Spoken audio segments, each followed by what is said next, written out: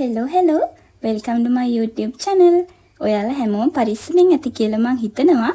අද වීඩියෝ එකෙන් මං ඔයාලත් එක්ක කතා කරන්න බලාපොරොත්තු වෙන්නේ ඔයාගේ වගාවේ ඕනෑම කෘමි හානියක් පාලනය කරගන්න පුළුවන් ගෙදරදීම හදාගන්න කෘමි විකර්ෂකයක් ගැන. එහෙනම් දැන් අපි බලමු මේ කෘමි විකර්ෂකය ගෙදර ඉඳලම හදාගන්නේ කොහොමද කියලා. ඉතින් අද වෙනකොට එක එක වර්ගයේ කෘමිනාශක වර්ග එක එක නම් වලින් අපිට වෙළඳ පොලේ ලබා ගන්න පුළුවන්.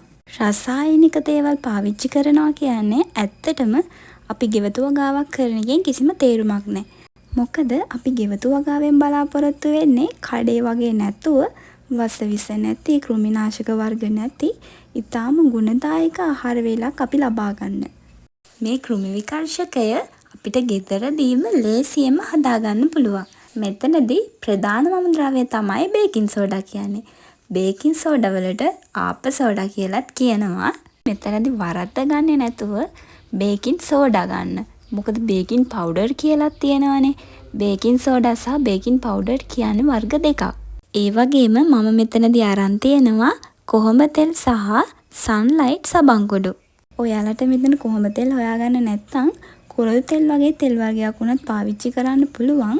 ඒ වුණාට ගොඩක්ම හොඳ කොහොඹ තෙල් තියෙනවා නම් එහෙම නැතුව ඔයා කුරුළු තෙල් වගේ තෙල් වර්ගයක් පාවිච්චි කරනවා නම් ඉස්සරෝම එක ගහකට එක කොලයකට ස්ප්‍රේ කරලා බලන්න.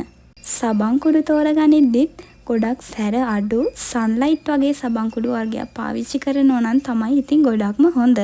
මම මෙතනදී අද කියලා දෙන්නේ වතුර ලීටරයකින් මේ කෘමි විකර්ෂකය හදන විදිය. මුලින්ම බේකින් සෝඩා තේ හැන්දක ප්‍රමාණයක් එකතු කරන්න. අපි ඒකටම කොහොඹ තෙල් තේ හැන්දකුත් එකතු කරගන්නවා. ඔයාලා දන්නවා ඇතිනේ තෙල් වර්ගයක් සාමාන්‍යයෙන් වතුරේ දිය වෙන සම්භාවිතාවය ගොඩක්ම අඩුයි. ඒකට තමයි අපි සබන් පාවිච්චි කරන්නේ. සබන් කුඩු දාලා අපි බලාපොරොත්තු වෙන්නේ මේ කොහොඹ තෙල් ටික ජලයේ දිය කරගන්න. මේ අමුද්‍රව්‍ය ටික ඔක්කොම එකතු කරලා ඒකට වතුර ලීටරයක ප්‍රමාණයක් එකතු කරන්න. මම ඔයාලට ඉස්සෙල්ලා කිව්වා වගේ මේ කොහොඹ තෙල් අපි එකතු කරානේ. ඒ තෙල් ටික දිය වෙන්න මේ ද්‍රාවණය හොඳින් කලත් නැත්නම් මේ තෙල් ටික ඝන වෙලා වතුරේ එහෙමම හිටලා තියෙන්න පුළුවන්. හරි, දැන් අපි අපේ කෘමිනාශකයක හදාගෙන ඉවරයි. දැන් තමයි විශේෂම දේ ගැන කතා කරන්න තියෙන්නේ. මං අද මේ කෘමිනාශකයක පාවිච්චි කරන්නේ මගේ මෑකරල් වගාවට. ඔයාලට මෙතන බැලූ බැල්මටම පේන්නේ කළු කූඹි. කළු කූඹි ආසාදනය වෙච්ච පැලයක් කියලා තමයි ඔයාලට මේක බැලූ බැල්මටම හිතෙන්නේ. මේ කළු කූඹි ඇත්තටම ගොඩාක් කැමති මේ ශාකවල ජීවත් වෙන අනිකුත් පරපෝෂිතයන්ගේ ශ්‍රාවය ආහාරයට ගන්න. ඒක නිසා මෙයාලා මේ පලිබෝධකයන් ශාකවල තැන් තැන් වලට අරන් යනවා. ඒ වගේම අපේ ශාකයේ කරල් ගෙඩි ආහාරයට ගන්න පණුව වර්ග එයාලවත් මෙයාලා ආහාරයට ගන්න ගොඩක්ම කැමති. දැන් ඕනිම කෙනෙක්ට දකින්න පුළුවන් මෙතන තියෙන්නේ කළු කූඹි ආසාදනය වීමක් කියලා. ඒ වුණාට මේ බලන්නකෝ මේ විදිහට මේ කරල කඩලා ගත්තාම මේක ඇතුලේ පණුවෝ ඉන්නවා. මෙයාලව ආහාරයට ගන්න තමයි මේ කළු කූඹි අපේ ගස් වලට එන්නේ. මම නම් මෙතනදී කරලා තියෙන්නේ මගේ පළදාව ආරක්ෂා කරගන්න පොලිතීන් බෑග් පාවිච්චි කරා.